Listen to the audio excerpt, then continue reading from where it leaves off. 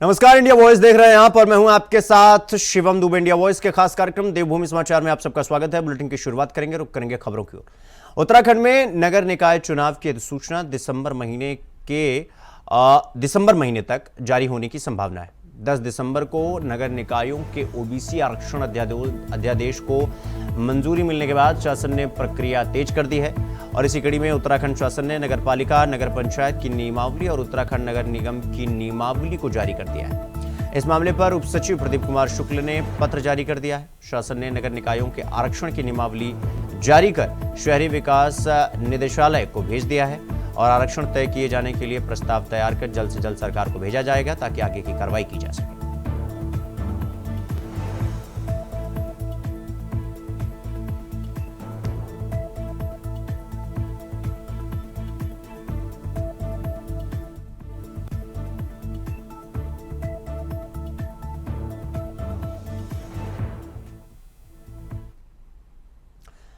तो अब आपको सीधे यहां से टिहरी लिए चलते हैं, जहां पर मुख्यमंत्री पुष्कर सिंह धामी लाइव आ रहे हैं। क्या कुछ कह रहे हैं मुख्यमंत्री, सुनवाते हैं। प्रोत्साहित करने का काम कर रहे हैं। साथ ही उत्तराखंड खेल रत्न पुरस्कार, हिमालय खेल रत्न पुरस्कार प्रदान कर खिलाड़ियों की योग्यता को सम्मानित भी कर रहे हैं।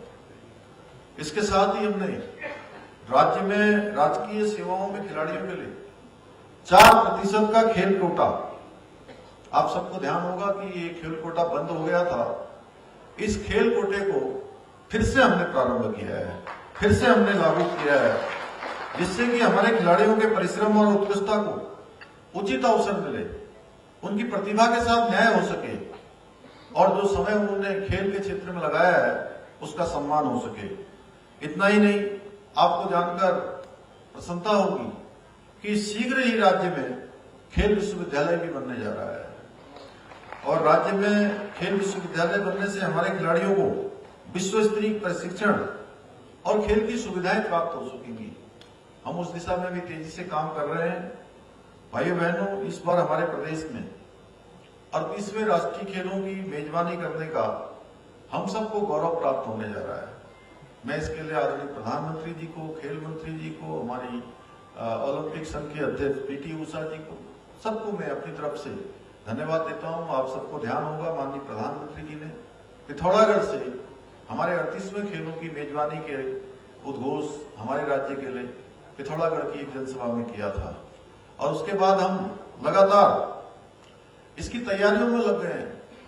अभी 3 दिन पहले ही हमने बड़ी बैठक की है। सारे स्थापना स्ट्रक्चर बनाए जा रहे हैं, इंफ्रास्ट्रक्चर बनाए जा रहे हैं। हमारा प्रयास है कि जैसा हमारे कुशवाहा जी ने कहा कि आने वाले समय में निश्चित रूप से ये देवभूमि हमारी खेल भूमि के रूप में भी जानी जाए, खेल भूमि के रूप में भी ये प्रसिद्ध हो। और इस बार के खेलों को ग्रीन स्पोर्ट्स की थीम पर हम इसको आयोजित करने जा रहे हैं। हमारा उद्देश्य है कि खेलों के माध्यम से प्रकृति का संरक्षण का संदेश प्रत्येक व्यक्ति तक पहुंचे, उसमें कम से कम ऊर्जा की खपत हो, कम से कम जो है प्लास्टिक यूज हो, कम से कम पॉलीथीन यूज हो। इस प्रकार के सारे क्रम हम करने जा रहे हैं। मुझे पूरा विश्वास है कि राष्ट्रीय खेलों का आयोजन हमारे प्रदेश के युवाओं में एक नई ऊर्जा, नए उत्साह का संचार करेगा, उनके अंदर आगे आने की भावना को जागृत करेगा। साथ ही इसके माध्यम से हम खेल इंफ्रास्ट्रक्चर को भी और अधिक मजबूत बना सकेंगे, क्योंकि जगह जगह पर प्रतियोगिताएं होनी है। जहां भी प्रतियोगिताएं हो रही हैं वहां पर खेल का इंफ्रास्ट्रक्चर बनाया जा रहा है। मैं आप सभी के माध्यम से प्रदेश की जनता से भी ये वादा करता हूं कि इस बार के राष्ट्रीय खेल न केवल ऐतिहासिक होंगे बल्कि खेलों के क्षेत्र में जो उत्तराखंड की साख है उसको भी विश्व स्तरीय रूप देने में सफल रहेंगे। क्योंकि हमने जो भी आयोजन किए हैं, हमारे इसी टिहरी जनपद को 2 G20 की बैठकों को करने का अनुभव है। ये गौरव भी हमारे इसी जनपद को प्राप्त हुआ था, टिहरी जनपद को, नरेंद्र नगर में 2 G20 की सफल बैठकें हुई थी और इस टिहरी जनपद के कुछ गांवों का भ्रमण भी हमारे G20 के जो प्रतिनिधिगण आए थे उन्होंने किया था और उन्होंने यहां से जाने के बाद अपने अनुभव बताए और वो एक ब्रांड एम्बेसडर बनकर यहां से गए और वो एक सफल आयोजन था जिसकी चारों तरफ भूरी भूरी प्रशंसा हुई थी क्योंकि कम समय में हमने आयोजन किया था। रामनगर का G20 भी हमारा सफल रहा था। पिछले वर्ष हमने इन्वेस्टर समिट किया था, माननीय प्रधानमंत्री जी ने उसका उद्घाटन किया था, गृह मंत्री जी उसके समापन समारोह में थे और वह भी अत्यधिक हमारा सफल आयोजन था। उससे तो रुक करेंगे खबरों की ओर। हाल ही में प्रदेश भर के सभी सरकारी स्कूलों में प्रशासन को बेहतर बनाने के लिए महिला प्रेरक समूह का गठन किया गया, जिसका अब शिक्षा विभाग ने फीडबैक लिया है।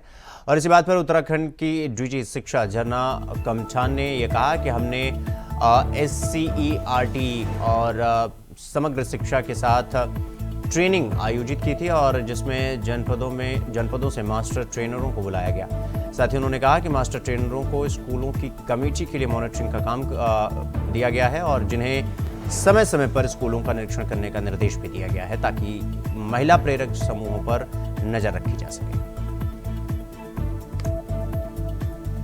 देखिए, इसमें हमने एक नवाचार के रूप में महिला प्रेरक समूहों का गठन किया गया था विद्यालयों के स्तर पे।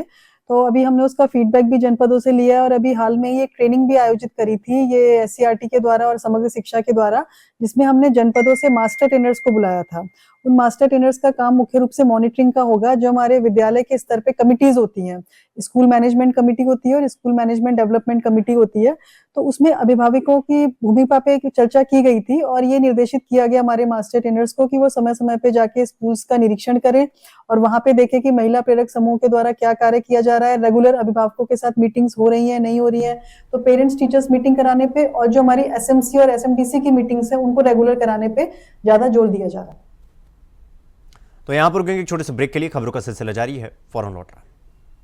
तो ब्रेक के बाद एक बार फिर आप सबका स्वागत है मेरे साथ। रुक करेंगे अगली खबर की ओर। पौड़ी में कूड़ा निस्तारण के लिए नगर पालिका ने जिस भूमि को ट्रेचिंग ग्राउंड के लिए चिन्हित किया था, उस भूमि पर जन विवाद खड़ा होने के कारण नगर पालिका के लिए कूड़ा निस्तारण सबसे बड़ी दिक्कत बन चुका है।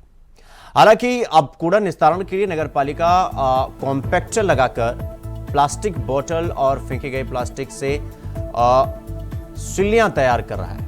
नगर पालिका के अधिशासी अधिकारी ने बताया कि भूमि विवाद सुलझने तक अस्थायी डंपिंग जोन पर निर्माण कार्य किया जाएगा, जिससे कूड़े की समस्या लोगों की दिक्कत न बढ़ाए।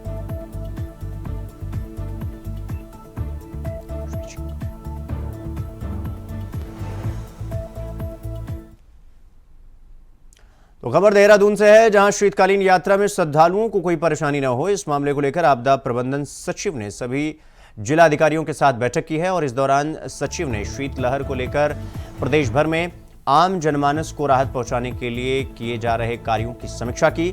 साथ ही ये बताया कि सीएम धामी द्वारा सभी जिलों को शीतलहर से निपटने के लिए धनराशि मुहैया कराई गई है।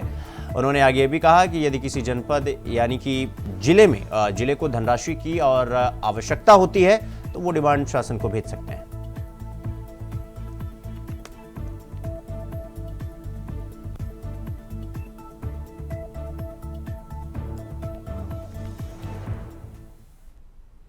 तो सीधे आपको प्रयागराज लिए चलते हैं, जहां पर प्रधानमंत्री नरेंद्र मोदी लाइव आ रहे हैं। क्या कुछ कह रहे हैं प्रधानमंत्री, सुनवाते हैं आपको। सभी ऋषि, महर्षि, मनीषी प्रयाग में आ जाते हैं। ये वो स्थान है जिसके प्रभाव के बिना पुराण पूरे नहीं होते। प्रयागराज वो स्थान है जिसकी प्रशंसा वेद की ऋचाओं ने की है। भाइयों बहनों, प्रयाग वो है जहां पग पग पर पवित्र स्थान है, जहां पग पग पर पुण्य क्षेत्र है। त्रिवेणीम माधवम सोमम भरद्वाजम च वासुकिम वंदे अक्षयवटम शेषम प्रयागम तीर्थनायकम। अर्थात त्रिवेणी का त्रिकाल प्रभाव, वेणी माधम की महिमा, सोमेश्वर के आशीर्वाद, ऋषि भारद्वाज की तपोभूमि, नागराज वासुकी का विशेष स्थान, अक्षय वट की अमरता और शेष की अशेष कृपा, ये है हमारा तीर्थराज प्रयाग।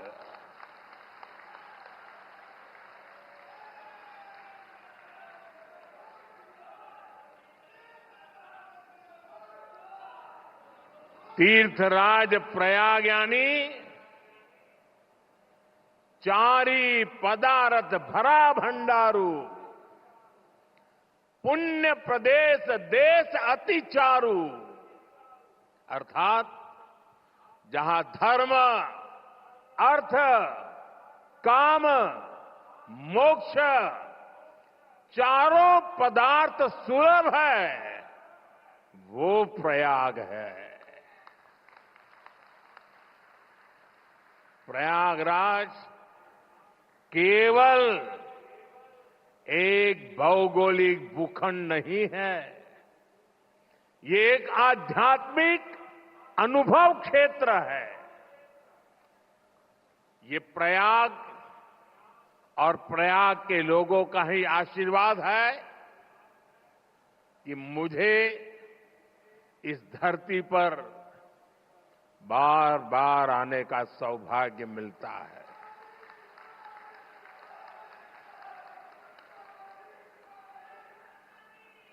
पिछले कुंभ में भी मुझे संगम में स्नान करने का सौभाग्य मिला था और आज इस कुंभ के आरंभ से पहले मैं एक बार फिर मां गंगा के चरणों में आकर के आशीर्वाद प्राप्त करने का सौभाग्य प्राप्त किया। आज मैंने संगम घाट के लेटे हुए हनुमान जी के दर्शन किए, अक्षय वट वृक्ष का आशीर्वाद भी प्राप्त किया। इन दोनों स्थलों पर श्रद्धालुओं की सहूलियत के लिए हनुमान कॉरिडोर और अक्षय वट कॉरिडोर का निर्माण हो रहा है। मैंने सरस्वती कूप रीडेवलपमेंट प्रोजेक्ट की भी जानकारी ली।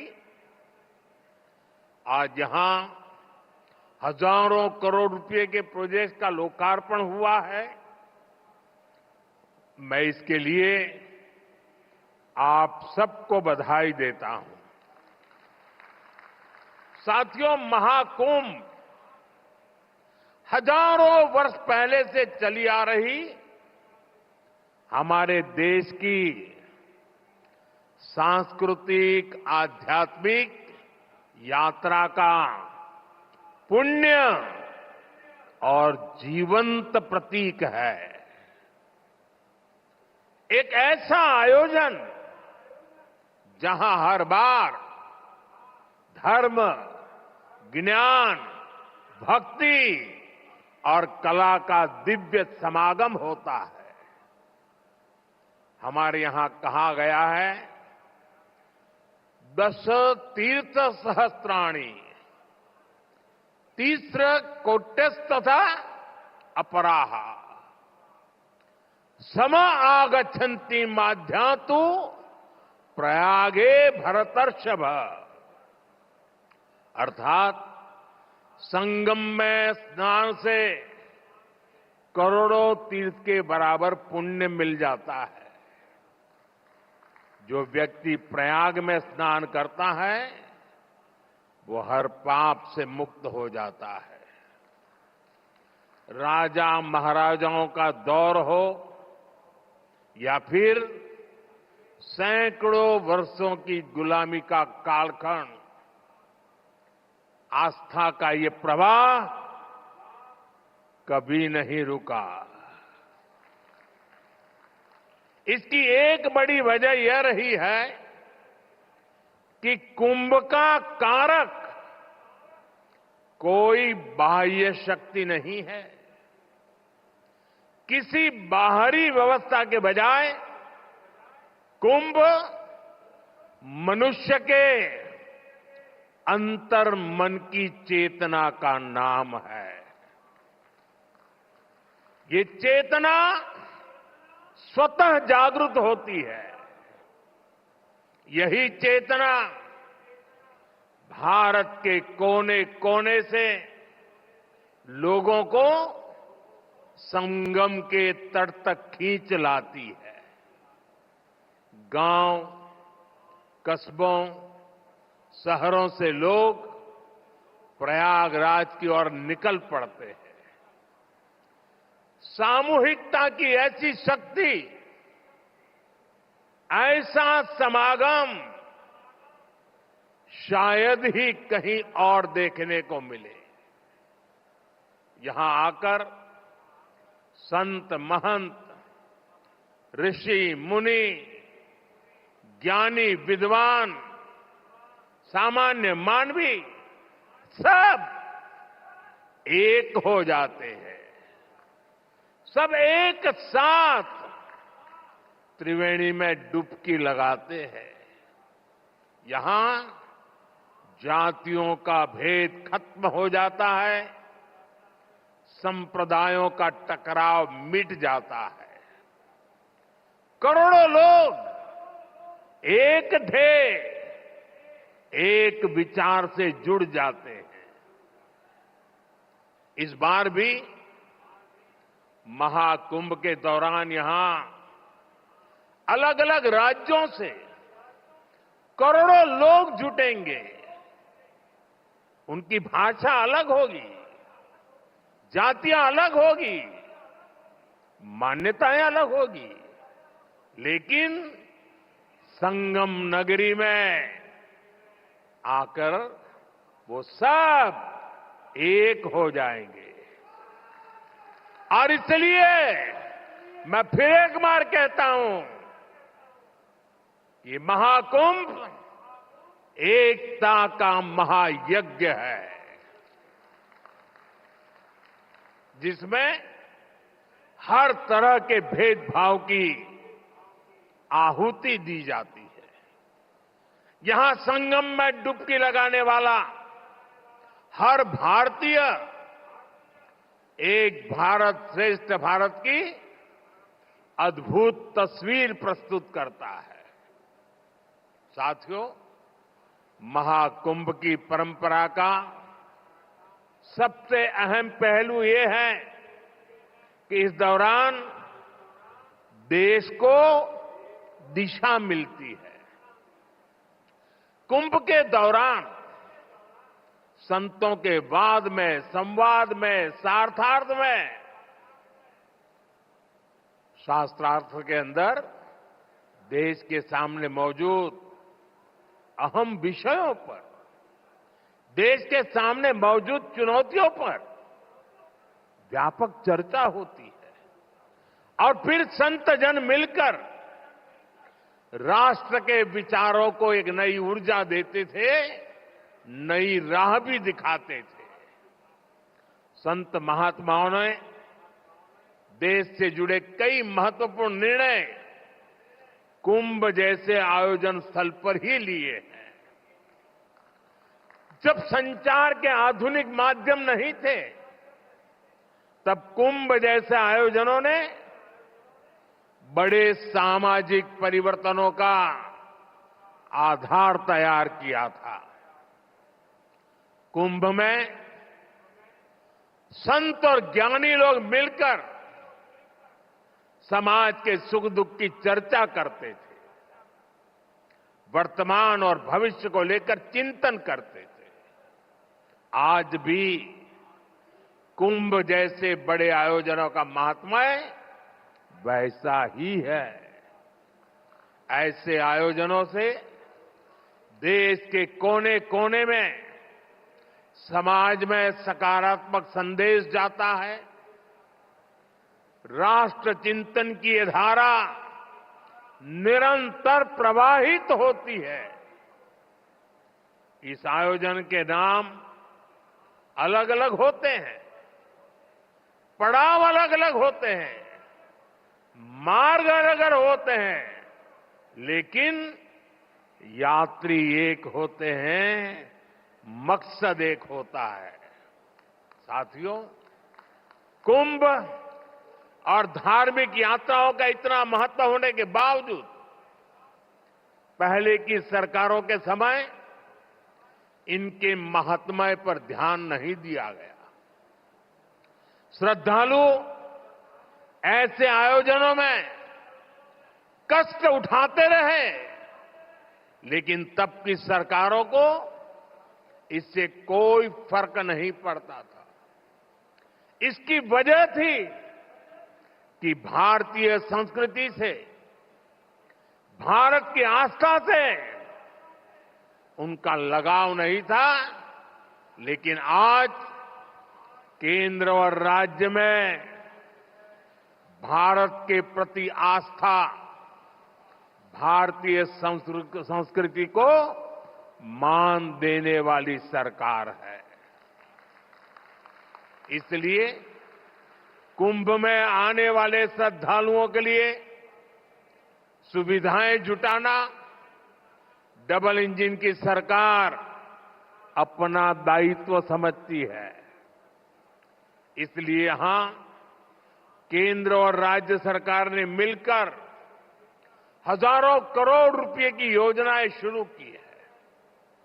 सरकार के अलग अलग विभाग जिस तरह महाकुंभ की तैयारियों को पूरा करने में जुटे हैं, वह बहुत ही सराहनीय है।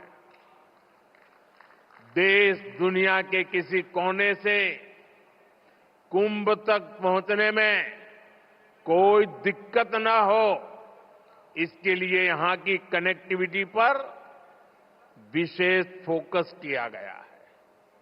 अयोध्या, वाराणसी, रायबरेली, लखनऊ से प्रयागराज शहर की कनेक्टिविटी को बेहतर किया गया है। मैं जिस whole of the government approach की बात करता हूं, उन महाप्रयासों का महाकुंभ भी इस थली में नजर आता है। साथियों, हमारी सरकार ने विकास के साथ साथ विरासत को भी समृद्ध बनाने पर फोकस किया है। आज देश के कई हिस्सों में अलग अलग टूरिस्ट सर्किट विकसित किए जा रहे हैं। Ramayana circuit, Shri Krishna circuit, Buddhist circuit, Tirthankar circuit, इनके माध्यम से हम देश के उन स्थानों को महत्व दे रहे हैं जिन पर पहले फोकस नहीं था। स्वदेश दर्शन योजना हो, प्रसाद योजना हो, इनके माध्यम से तीर्थ स्थलों पर सुविधाओं का विस्तार किया जा रहा है। अयोध्या के भव्य राम मंदिर ने पूरे शहर को कैसे भव्य बना दिया है, हम सब इसके साक्षी हैं। विश्वनाथ धाम, महाकाल, महालोक, इसकी चर्चा आज पूरे विश्व में है। यहां अक्षय वट कॉरिडोर, हनुमान मंदिर कॉरिडोर, भारद्वाज ऋषि आश्रम कॉरिडोर में भी इसी विजन का प्रतिबिंब है। श्रद्धालुओं के लिए सरस्वती कूप, पातालपुरी, नागवासुकी, द्वादश माधव मंदिर का कायाकल्प किया जा रहा है। साथियों, हमारा ये प्रयागराज निषाद राज की भी भूमि है।